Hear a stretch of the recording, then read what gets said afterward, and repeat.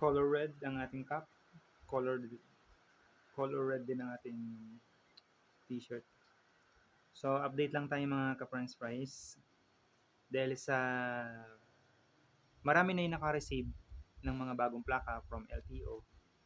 So, kailangan na natin i-update yung ating mga bagong plaka. Okay. So, mayroong lang ibang mga concern na dumarating sa central office at sa mga tanggapan ng LTO regarding dun sa pagkakaroon ng mga bagong plaka. So, based on my experience, isi-share ko sa inyo yung aking uh, own experience, syempre.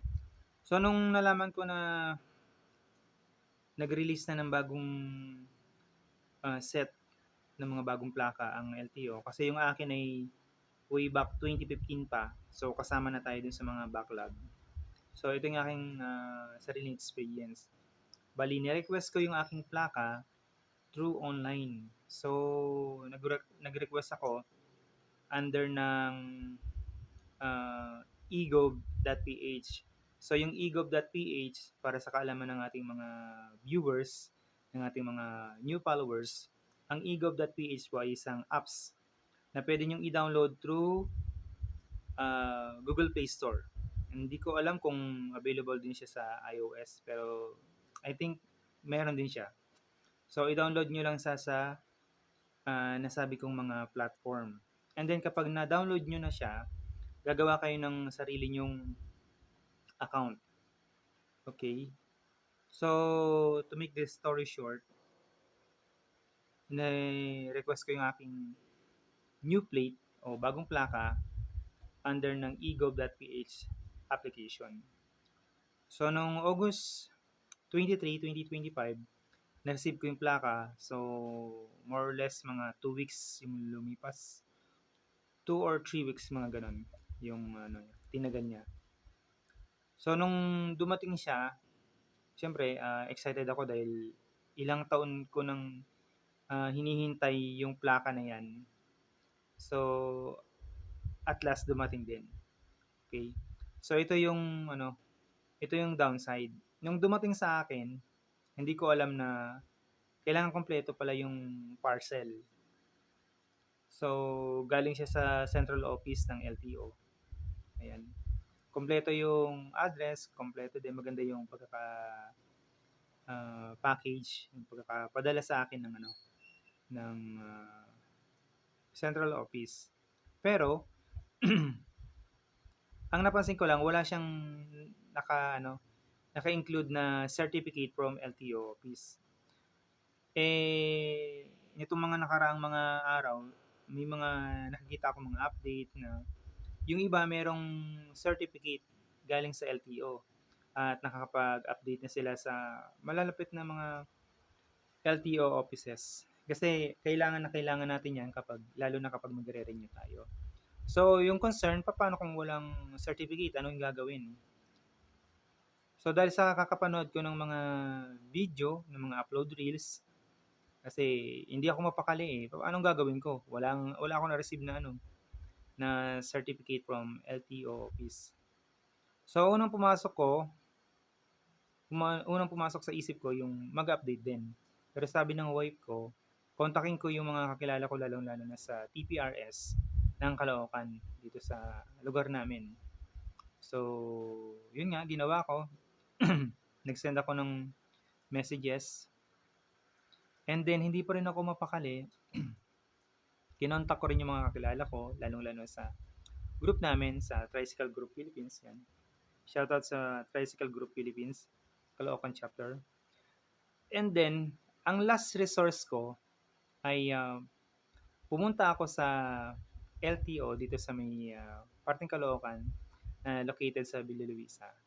So, in-advisean ako ng gwardiya doon na pumunta ako sa pinakamalapit na opisina ng LTO kasi yung doon sa Villa Luisa ay hindi naman talaga siya, parang remote lang siya, office lang siya. And then, bago nun, nakapag-send na ako ng email. Yung email na yun ay bali email mismo ng LTO. So, ilalagay ko na lang dyan sa baba yung mga Gmail nila para kung sakaling meron pang maka-experience ng ganito, pwede nyo siya lang kontakin. Pero ito yung pinaka interesting part. Okay? Ito yung pinakatatandaan nyo guys. Pinaka-importante na nagawa ko ay kinuha ko yung contact number dun sa parcel. Kasi nakalagay doon, naka-indicate doon, yung contact person na pwede nyong mahinga ng advice kung sakali man na magkaroon ng problema ng aberya doon sa pinadala sa inyo. So yun po ang ginawa ko. Kinuha ko yung contact number ng person. Yan, shoutout kay Sir Meldo Glimani. Yan, si Sir Meldo Glimani ay nasa central office siya ng LTO. Okay? So, ang ginawa ko ay kinontak ko yung kanyang number. And, syempre, dahil nga rin sa advice ng asawa ko, sabi niya, baka mayroong Viber si Sir. So, yun ang ginawa ko. Nag-message ako sa kanya. Nito lang, recently lang dito nakarang araw. November kahapon, 'di ba? Anong date kahapon? November 2. November 2, 2025. So, nag-message ako sa kanya through Viber. Sabi ko, Sir, good morning. My name is Maiko.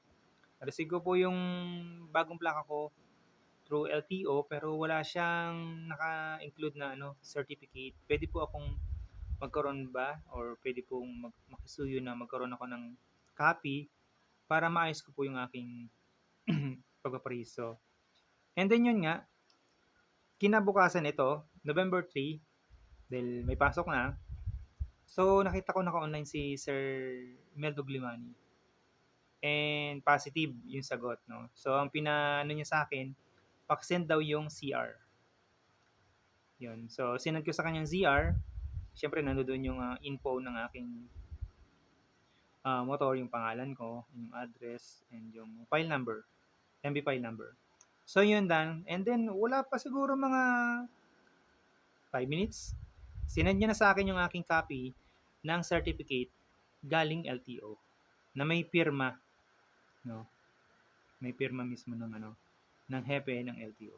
So yun lang, sana makatulong ito, pwede din yung i-like and share para marami din yung matulungan natin mga kababayang motorista. Kung nahihirapan kayo na makakuha ng certificate from LTO na naka-release o nakatanggap ng mga bagong plaka. So yun lang, hanggang sa muli. Ciao!